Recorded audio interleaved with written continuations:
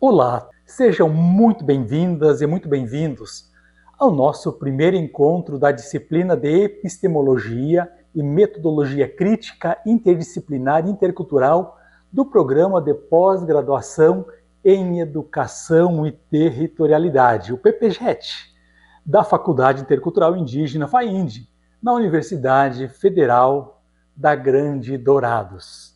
Eu sou o professor Antônio Dari Ramos e tenho a alegria, a honra e a responsabilidade ético-política de partilhar a condução desta caminhada acadêmica com o meu colega, professor Walter Roberto Marschner.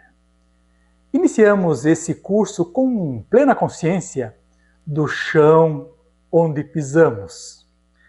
Esta é uma disciplina importante no currículo do PPGET, por conta de trabalhar os fundamentos epistemológicos que nos guiam e também porque dialoga com a praxis de pesquisa de pessoas especiais. Estamos reunidos aqui em um espaço público de pós-graduação estrito sensu, em uma aliança entre companheiras e companheiros indígenas, camponeses, quilombolas, ribeirinhos, educadores populares e pesquisadores engajados na transformação social e na defesa dos territórios. A presença ativa de cada uma e de cada um de vocês no PPGET é o resultado de históricas lutas sociais. Na verdade, isso aqui é um ato de resistência e uma conquista política inalienável. E precisamos lembrar sempre disso para podermos avaliar a caminhada feita até aqui e para avançarmos por este caminho histórico. E para iniciarmos a nossa trajetória, nós precisamos encarar de frente uma palavra que a academia costuma cercar de auras misteriosas ou jargões inacessíveis, que é a palavra epistemologia. O que significa? Por que ela é importante para a nossa prática de pesquisa e, principalmente, para que serve pensar a epistemologia a partir do Mato Grosso do Sul, dos nossos biomas, das retomadas, dos assentamentos, dos quilombos e das fronteiras da América Latina.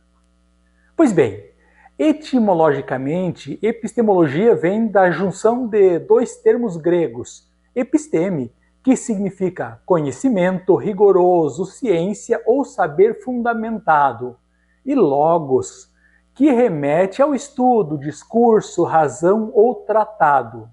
Na tradição filosófica clássica ocidental, a epistemologia consolidou-se como a teoria do conhecimento.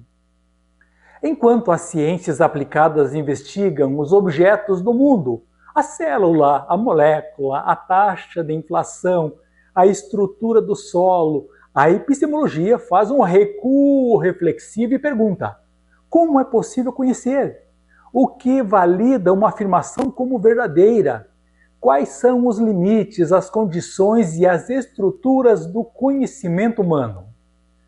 Na antiguidade, Platão formalizou a definição de conhecimento como uma crença verdadeira justificada. Para ele e para a tradição filosófica posterior, para dizer que sabemos algo, exige-se a crença do sujeito, a correspondência com o real e, de modo central, a justificação lógica ou empírica dessa afirmação.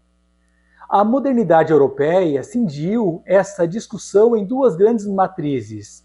De um lado, nós temos o racionalismo de Descartes e Spinoza, postulando a razão pura e as estruturas dedutivas como fontes primárias do saber. De outro, nós temos o empirismo de Locke e Hume, defendendo que a mente é uma tábula rasa cuja inscrição deriva da experiência sensorial e indutiva.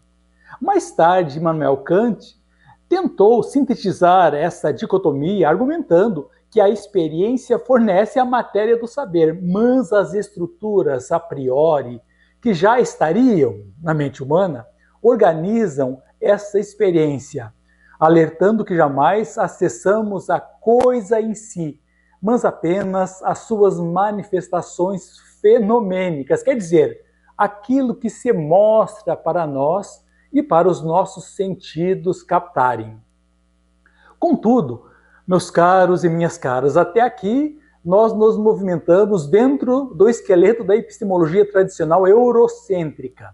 O grande problema que a crítica contemporânea denuncia é que essa tradição ergueu-se sobre uma ilusão fundacional, a premissa de que o sujeito do conhecimento é uma mente abstrata, desencorpada, universal, sem cor, sem gênero, sem classe social e sem território. O que o filósofo Santiago Castro Gomes chamou de a híbris do ponto zero. O lugar nenhum, na verdade, né? A nossa virada epistemológica começa precisamente quando desmascaramos esse mito, pois não existe conhecimento neutro. Não existe um observador olhando para o mundo a partir de um não lugar. Todo conhecimento é historicamente situado, politicamente posicionado e territorialmente encarnado, de modo que pensamos de e a partir de onde os nossos pés estão colocados. É exatamente para desmontar essa razão arrogante e compreender a gênese da ciência ocidental que recorremos à obra do sociólogo português Boaventura de Sousa Santos, em especial aos capítulos 1 e 2 do livro Introdução a uma Ciência Pós-Moderna, escrita por ele em 1994. Boaventura nos oferece uma chave de leitura para isso, ao diagnosticar a constituição, o apogeu e a crise incontornável do que ele denomina paradigma dominante da ciência moderna. Esse paradigma começou a se desenvolver no século XVI, com a revolução científica de Copérnico, Galileu, Kepler, Bacon, Descartes e Newton. Ele se consolidou ao longo dos séculos XVII e XVIII e atingiu seu ápice normativo no século XIX, com o positivismo de Auguste Comte. Quais são as colunas mestras desse paradigma dominante? Boaventura de Sousa Santos as sintetiza de forma simples. Em primeiro lugar, o paradigma moderno funda-se em um modelo único de racionalidade, uma racionalidade científica universalista, que se postula como a única forma legítima de conhecimento, declarando todas as outras formas de saber, o saber camponês, o saber indígena, a filosofia oriental, o senso comum, as artes, enfim, como expressão de ignorância, superstição, feitiçaria ou folclore. Em segundo lugar, a ciência moderna estabeleceu uma separação radical entre duas esferas ontológicas, quer dizer, na sua essência, que em tese não deveriam de ser separadas, entre a natureza e a sociedade, o objeto e o sujeito. Para conhecer, o cientista precisaria desanimar, isso é, retirar a alma da natureza, purificá-la de qualquer dimensão mágica, moral ou simbólica, transformando o mundo natural em uma grande máquina mecânica regida por leis matemáticas deterministas. É o relógio newtoniano, um universo previsível, quantificável e passível de dominação instrumental. Boaventura nos mostra que esse modelo epistemológico assentou-se sob dois pilares metodológicos rigorosos. Primeiro, a quantificação e a redução, mutilação. Vejamos cada um deles. Primeiro, a quantificação. Conhecer passou a significar quantificar. O que não é mensurável, traduzível em equações matemáticas ou passível de mensuração laboratorial, tornou-se cientificamente irrelevante ou inexistente. Segundo, a redução e a fragmentação. Para analisar um fenômeno complexo, a ciência cartesiana fatiou o objeto em suas partes constitutivas mínimas. Acreditou-se que, compreendendo isoladamente as peças de um mecanismo, dominar-se-ia a totalidade. O resultado, como aponta Boaventura, em convergência com Edgar Morin, foi a proliferação da hiperespecialização disciplinar. Sabemos tudo sobre a fração de uma molécula, mas perdemos a capacidade de compreender a integridade da floresta ou a complexidade das relações sociais. Além disso, a ciência moderna assumiu-se como a busca de leis universais e o controle preditivo. A promessa cartesiana era tornar o ser humano senhor e possuidor da natureza. O conhecimento não visava a contemplação ética ou a convivência harmoniosa, mas o domínio técnico e a exploração instrumental. No entanto, no capítulo 1, e de uma forma ainda mais contundente, no capítulo 2, Boaventura de Souza Santos demonstra que esse paradigma dominante entrou em uma crise, segundo ele, irreversível e profunda. Essa crise não é externa, ela é uma crise epistemológica interna, provocada pelos próprios avanços da ciência no século XX, que explodiram as bases da física newtoniana e do determinismo positivista. Comecemos por Albert Einstein e a teoria da relatividade. Einstein demonstrou que o tempo e o espaço não são absolutos, universais ou neutros, mas relativos ao sistema de referência do observador. Ruiu aí o espaço-tempo absoluto do newtonianismo. Vejamos Werner Heisenberg e o princípio da incerteza. Ao estudar a física quântica, Heisenberg provou que é impossível medir simultaneamente a posição e a velocidade de uma partícula subatômica, porque o próprio ato de observação do cientista altera o comportamento do objeto observado. Aqui, a separação absoluta entre sujeito e objeto ruiu no próprio coração das ciências exatas. Vejamos também Prigogine e a termodinâmica do desequilíbrio. Prigogine introduziu a noção de estruturas dissipativas e o papel da irreversibilidade, do caos e do ocaso na matéria. O universo não é um relógio mecânico perfeitamente previsível, mas um sistema aberto, complexo e irreversível. Por fim, Kurt Gödel e os teoremas da incompletude na matemática. Gödel demonstrou formalmente que nenhum sistema axiomático matemático pode ser simultaneamente completo e inconsistente. A própria matemática traz a marca da incerteza e da limitação interna. Como sintetiza Boaventura, a ciência moderna descobriu que o rigor da precisão repousa sobre a incerteza. A razão cartesiana, que pretendia tudo controlar, revelou-se assim incapaz de dar conta da indeterminação, do caos e da incompletude.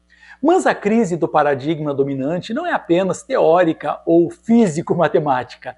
Ela é uma crise ética, social e ecológica.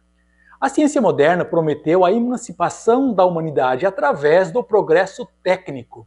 No entanto, o que a história do século XX e XXI nos entregou foi a catástrofe ecológica, o aquecimento global, as armas de destruição em massa, a sofisticação da exploração do trabalho e o refinamento do controle biopolítico. A razão científica converteu-se naquilo que Adorno e Horkheimer chamaram de razão instrumental. Uma razão que domina a natureza e reifica o ser humano. Diante da falência do paradigma dominante, Boaventura de Souza Santos dedica o capítulo 2 a uma ciência pós-moderna para desenhar as linhas de força do paradigma emergente. O paradigma de uma ciência pós-moderna, reflexiva, emancipatória e prudente. Boaventura formula 4 teses fundamentais que sintetizam a transição para esse novo paradigma do conhecimento. Vamos à primeira tese. Todo conhecimento científico natural é também conhecimento social. A divisão rígida entre ciências da natureza e ciências humanas perde aqui o sentido. A natureza não é um palco inerte fora da sociedade. A natureza é uma construção social e a sociedade é um fato ecológico. A biologia, a física e a química são práticas sociais atravessadas pela linguagem, pela cultura e pela política. Segunda tese: todo conhecimento é local e total. O paradigma emergente recusa o universalismo abstrato. O conhecimento pós-moderno é local porque nasce de contextos específicos, de problemas reais e de territórios concretos. Mas também é total, porque busca reconectar esse saber local com a totalidade da vida, recusando a mutilação disciplinar.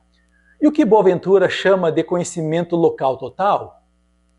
Aí estamos na terceira tese. Todo conhecimento é autoconhecimento. No paradigma dominante, o cientista pretendia conhecer o objeto mantendo-se imune, distante e neutro. No paradigma emergente, o ato de conhecer o mundo é simultaneamente um ato de transformação do próprio sujeito que conhece. A ciência deixa de ser um instrumento de dominação sobre o objeto e passa a ser uma praxis de autocompreensão da existência humana e também não humana. Vamos à quarta tese. Todo o conhecimento científico visa constituir-se em um novo senso comum. Esta é uma das teses mais brilhantes de Boaventura. A ciência moderna declarou guerra ao senso comum, tratando-o como ignorância. A ciência pós-moderna faz o movimento inverso. Ela não busca anular o senso comum, mas sim dialogar com ele, enriquecê-lo e ser enriquecida por ele. Não se trata de manter o senso comum ingênuo ou conservador, mas de produzir um senso comum emancipatório, prático e ético, capaz de orientar a vida cotidiana das comunidades. Seria aquela velha história do bom senso? É nesse ponto que a teoria de Boaventura de Sousa Santos se conecta diretamente com a virada decolonial latino-americana e com a interculturalidade crítica. Ao denunciar a imposição do paradigma moderno sobre o restante do planeta, Boaventura demonstra que a colonização não foi somente um processo de usurpação de terras e exploração de trabalho. Foi também um epistemicídio, a destruição, a inferiorização e a invisibilização sistemática das formas de conhecer dos povos colonizados. Pensadores decoloniais como Aníbal Quijano, Walter Mignolo e Henrique Dussel mostram como a colonialidade do poder desdobrou-se em colonialidade do saber. E a Universidade Ocidental colocou-se como o Tribunal Único da Verdade, decretando que os conhecimentos indígenas, quilombolas e camponeses seriam mero saber tradicional, sem validade científica. Para superar o epistemicídio, Boaventura propôs o conceito de ecologia de saberes. A ecologia de saberes parte da premissa de que a justiça social global é rigorosamente impossível sem a justiça cognitiva global. Na verdade, para Boaventura, e nós concordamos com ele, não existe uma hierarquia abstrata entre conhecimento. O saber científico moderno possui eficácia para resolver certos problemas, como construir pontes ou desenvolver vacinas, mas revela-se absolutamente incompetente para responder a outros dilemas, como preservar a biodiversidade de um bioma, manter a saúde espiritual de uma comunidade ou garantir a reprodução sustentável da vida na Terra, sem esgotar os solos e os demais recursos. A ecologia de saberes é a prática epistemológica que promoveria o diálogo horizontal entre a ciência crítica e os conhecimentos locais, tradicionais, camponeses e ancestrais. Ela não busca substituir a ciência pelo saber popular, mas criar alianças teóricas e práticas onde diferentes formas de conhecer se completam e se enriquecem mutuamente. E é aqui que inserimos o conceito de interculturalidade crítica, formulada pela educadora decolonial Catherine Walsh. Walsh faz uma distinção dos tipos existentes de interculturalidade, que pode guiar as pesquisas do nosso programa. Primeiro, a relacional. Segundo, a funcional. E terceiro, a crítica. Vamos à interculturalidade relacional, que é aquela visão ingênua que celebra o mero contato ou troca entre culturas, ocultando o racismo, a violência colonial e as assimetrias de poder, as desigualdades que há. A interculturalidade funcional é a estratégia do Estado neoliberal e de organismos internacionais que prega a tolerância, a diversidade e a inclusão, aceitando os sujeitos subalternizados, desde que eles não questionem a estrutura capitalista, o agronegócio e a propriedade da terra. Já a interculturalidade crítica é a perspectiva que nós assumimos aqui na FAIND e no PPGET e nos nossos cursos. Ela não é uma busca por tolerância liberal, mas um projeto político, ético e epistemológico de transformação radical. A interculturalidade crítica não quer apenas que o indígena, o quilombola e o camponês entrem na universidade para reproduzir a ciência eurocêntrica. Ela quer transformar a própria universidade a partir do diálogo com as epistemologias do chão da terra. Vamos à metodologia interdisciplinar. E chegamos agora a um momento central da nossa reflexão. Como traduzir essa virada epistemológica em uma metodologia crítica e interdisciplinar concreta de pesquisa? O PPGET, o FGD, acolhe estudantes e pesquisadores vindos de percursos acadêmicos extremamente diversos. Nossas turmas reúnem graduados e licenciados das ciências humanas e sociais, das ciências da natureza, das ciências exatas, da educação, das linguagens, das ciências agrárias, das ciências da saúde, enfim, de diversos campos. Como essas distintas áreas do conhecimento podem se apropriar do paradigma emergente da ecologia de saberes sem abrir mão do rigor técnico, mas superando o extrativismo acadêmico? É a pergunta que nós fazemos. Para operacionalizarmos essa virada epistemológica, nós adotamos a perspectiva da interculturalidade crítica, como disse antes, mas que precisa ser, desde já, distinguida das outras abordagens. Não se trata da mera justaposição de disciplinas, o que os teóricos chamam de multidisciplinaridade, onde cada área fala sua língua sem se transformar. Também não se reduz à cooperação funcional que mantém intactas as fronteiras do saber. Nossa aposta é mais profunda. É o que Edgar Morin denomina transdisciplinaridade. Um movimento que não apenas cruza fronteiras, mas as transforma, exigindo que cada campo de conhecimento se modifique no confronto com a complexidade do real e com os saberes vivos do território. Trata-se, portanto, de uma articulação intencional e orgânica de diferentes olhares teóricos e procedimentos em torno de um problema concreto de investigação territorial. Mais adiante, num outro encontro, nós veremos como Cássio Issa radicaliza essa ideia sob o conceito de indisciplinaridade. Mas desde já, fica evidente, nós não estamos escolhendo um termo, mas praticando uma atitude de abertura radical e de uma escuta ativa entre os saberes.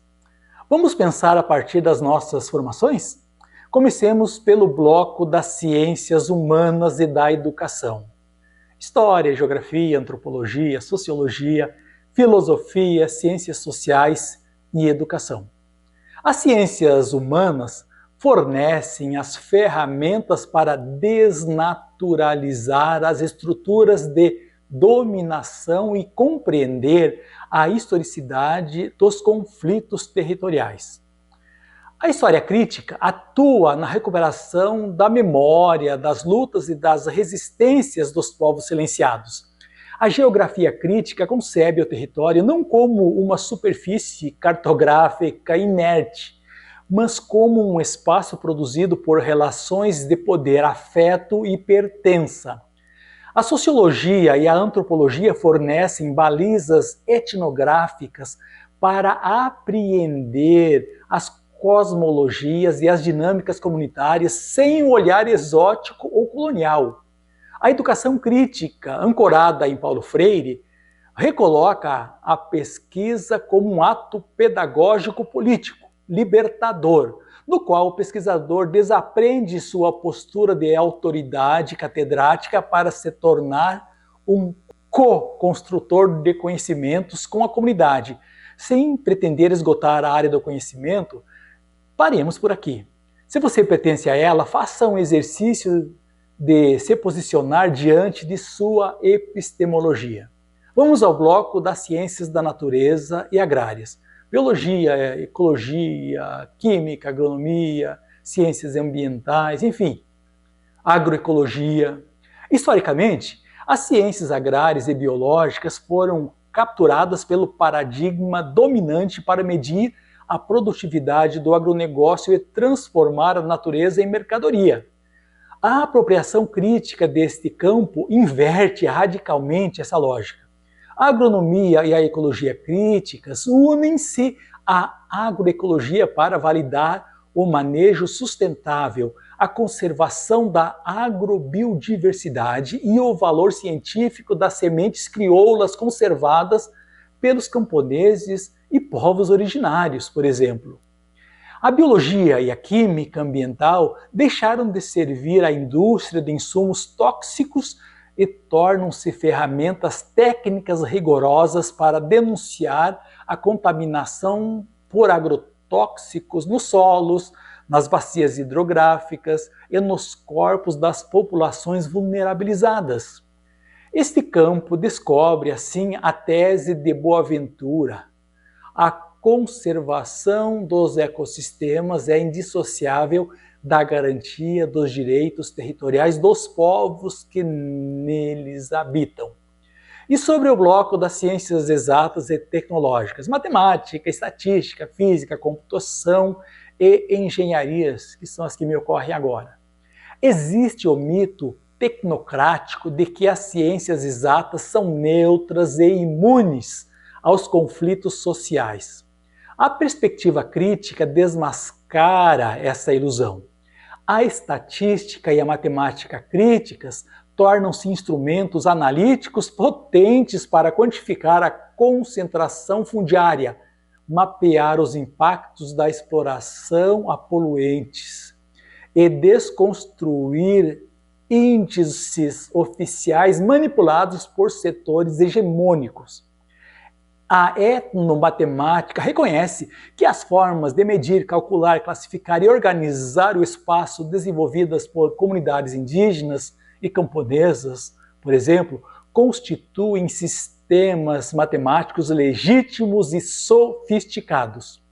A tecnologia da informação e as engenharias críticas orientam-se para o desenvolvimento de tecnologias sociais, cartografias digitais comunitárias, softwares livres e sistemas de energias renováveis, geridos de forma autônoma pelos territórios. E sobre o bloco de linguagens, literaturas e linguagens corporais, línguas, literatura, artes, educação física e expressões corporais. As linguagens não são meros veículos neutros de informação, são o próprio tecido vivo onde a cultura e a memória ganham existências. Vejamos como isso acontece.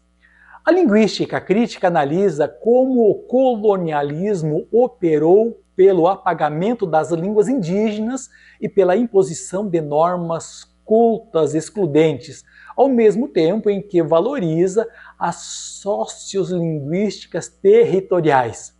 A literatura e a oralidade resgatam as poéticas populares, as narrativas ancestrais e a contação de histórias como formas legítimas de teorização do mundo e preservação da memória comunitária.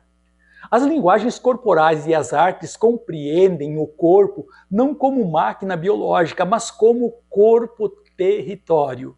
O corpo que dança a mística nos assentamentos, o corpo que resiste dos rituais e retomadas, o corpo que expressa saberes ontológicos que a escrita acadêmica ocidental é incapaz de traduzir. Para fortalecer a crítica ao monopólio do método científico, vale lembrar a lição do epistemólogo Paul Feyerabend. Em sua obra Contra o Método, Feyerabend demonstrou que os maiores avanços da ciência ocidental ocorreram justamente quando os cientistas violaram as regras do método cartesiano e apostaram na criatividade, na intuição e até no vale-tudo metodológico. Isso nos alerta. O problema não é a ciência em si, mas a sua pretensão a um monopólio da verdade que exclui pela força todas as outras formas de conhecer o mundo. Quando esses campos do saber abandonam o isolamento disciplinar e se articulam sob a perspectiva da ecologia de saberes, nós superamos o que poderíamos chamar de extrativismo acadêmico. O extrativismo acadêmico ocorre quando o pesquisador vai ao campo apenas para coletar dados dos sujeitos populares, tratá-los como cobaias e extrair deles informações para produzir artigos truncados e trancafiados em periódicos de alto impacto, sem devolver nada de concreto à comunidade. A praxis metodológica crítica e interdisciplinar exige metodologias participativas e horizontais. A cartografia social, a pesquisa-ação participativa, a história oral territorializada e o diagnóstico socioambiental comunitário.